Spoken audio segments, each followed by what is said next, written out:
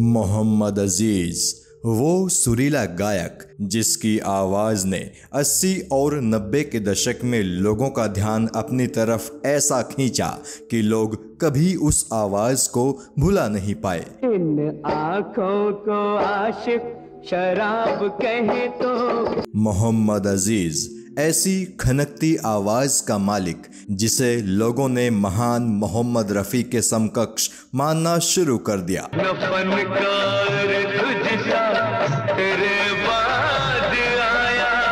हिंदी फिल्मों में इन्होंने कुछ ऐसे गाने गाए जो कालजयी बन गए।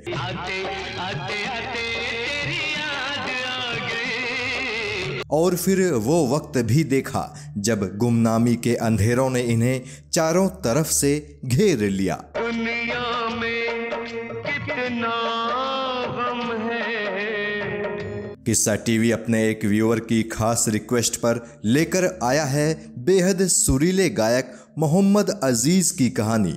मोहम्मद अजीज की कहानी को आज हम काफी करीब से जानेंगे।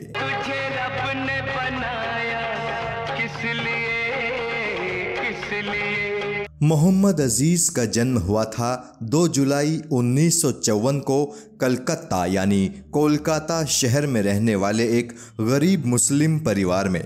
बचपन से ही मोहम्मद अजीज साहब को गाने का और ख़ास तौर पर रफ़ी साहब के गाए गीत गाने का शौक़ लग गया था। गाने का अजीज साहब का ये शौक़ जुनून में बदलना शुरू हुआ स्कूल के दिनों में। स्कूल में होने वाले कल्चरल प्रोग्राम्स में ये स्टेज पर गाया करते थे और वहाँ से इनकी गायकी को काफ़ी सराहना भी मिलने लगी थी।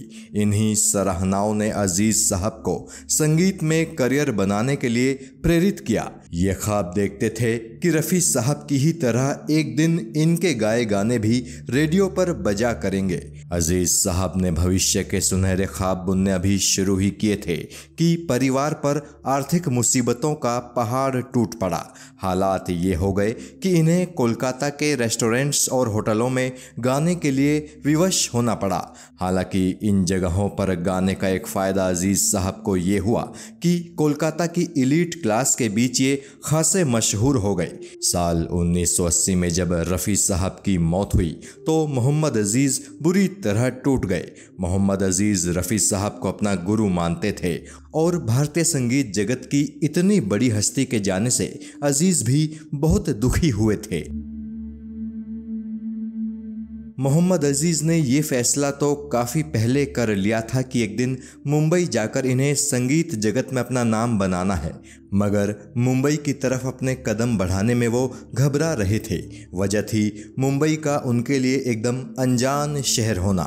लेकिन फिर साल 1982 में ये कलकत्ता से मुंबई के लिए निकल ही पड़े। मुंबई निकलने से पहले इन्होंने अपने माता पिता से आशीर्वाद लिया और उनसे अपने लिए 2 साल का वक्त मांगा।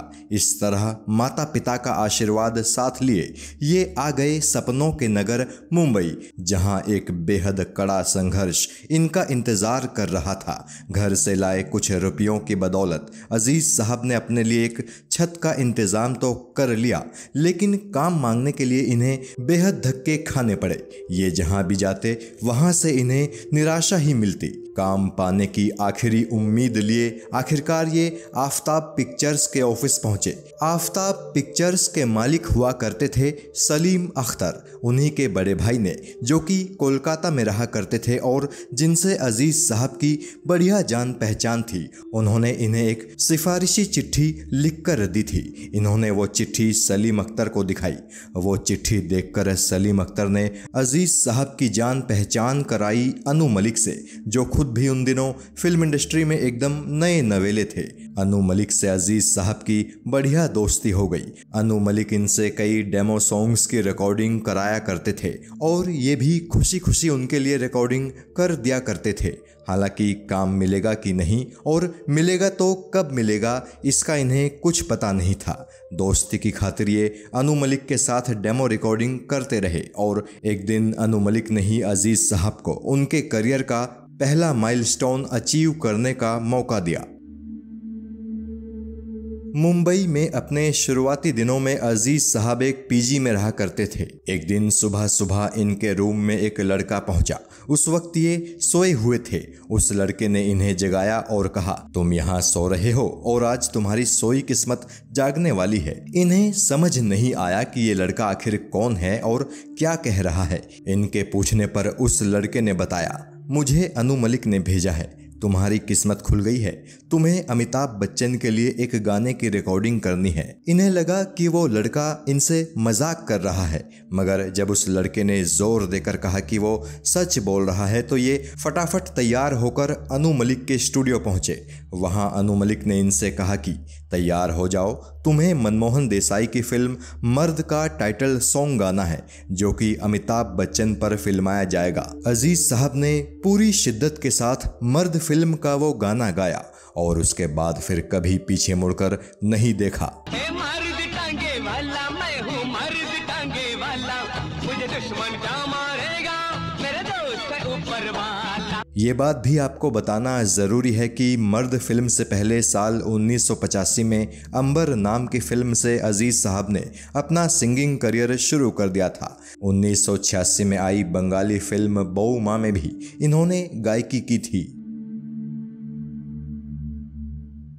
मोहम्मद अजीज का जब नाम होना शुरू हुआ तो फिर इनके पास काम की कोई कमी ना रही। इन्होंने हर बड़े फनकार के साथ काम किया, नौशाद साहब हों या कल्याण जी आनंद जी हों। अजीज साहब ने 3 जनरेशन्स के नामी संगीतकारों संग सॉन्ग रिकॉर्ड किए। लता मंगेशकर हों या फिर आशा भोसले हों, सुनिधि चौहान हो या फिर श्रेया घोषाल हों, अलका याग्निक हो या फिर कविता कृष्णमूर्ति हो या फिर चाहे साधना सरगम ही हो, अजीज साहब ने हर बड़ी गायिका के साथ जुगलबंदी की थी। दिलीप साहब, अमिताभ बच्चन, गोविंदा, सलमान और शाहरुख जैसे नामी एक्टर्स को इन्होंने अपनी आवाज़ दी। हिंदी के अलावा बंगाली और ओडिया भाषा में भी इन्होंने कई गीत गाए। अपने करियर में अजीज साहब ने भारत की लगभग हर भाषा में गीत गाए और कुल 20,000 से भी ज़्यादा गीत गाए। केवल फिल्म ही नहीं, अजीज साहब ने सूफी सॉन्ग्स भी काफ़ी गाए। इन्होंने ढेरों भजन, तुलसीदास की चौपाइयाँ, कबीर दास के दोहे और हनुमान चालीसा तक अपनी आवाज़ में गाई। जय हनुमान नाम के लोकप्रिय टीवी शो का टाइटल ट्रैक भी अजीज साहब ने ही गाया था। रामायण में भी कई जगह अजीज साहब की आवाज़ का इस्तेमाल किया गया था। इनकी गाई कव्वालियों का तो कोई हिसाब ही नहीं है। कुल मिलाकर 80 और 90 के दशक का गायकी का शायद ही कोई ऐसा जोनरा होगा जो अजीज साहब से छूटा होगा।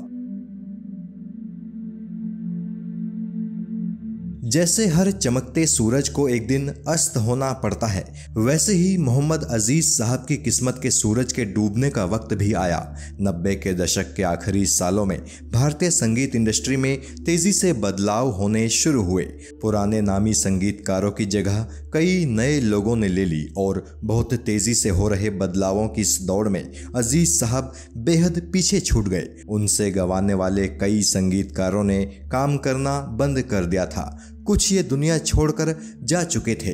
नतीजा ये हुआ कि मोहम्मद अजीज साहब को काम मिलना काफ़ी कम हो गया। हालांकि लाइव शोज़ में इनका जलवा हमेशा बरकरार रहा। इनके लाइव स्टेज शोज़ हमेशा फुल रहते थे। मगर 27 नवंबर 2018 की तारीख एक ऐसी मनहूस तारीख बनकर आई जिसने मोहम्मद अजीज साहब को उनके फैंस से हमेशा के लिए छीन लिया। अजीज साहब कोलकाता से मुंबई आए थे। फ्लाइट से उतरने के बाद जब ये टैक्सी में बैठे तो इन्हें अपनी तबीयत ख़राब महसूस हुई और फिर ये अचानक बेहोश हो गए। आनंद फानन में इन्हें नानावटी हॉस्पिटल में भर्ती कराया गया, लेकिन डॉक्टर्स इनकी जान ना बचा सके। कार्डियक अरेस्ट के चलते मोहम्मद अजीज साहब की मौत हो गई और इसी के साथ एक बेहद शानदार आवाज़ हमेशा हमेशा के लिए शांत हो गई।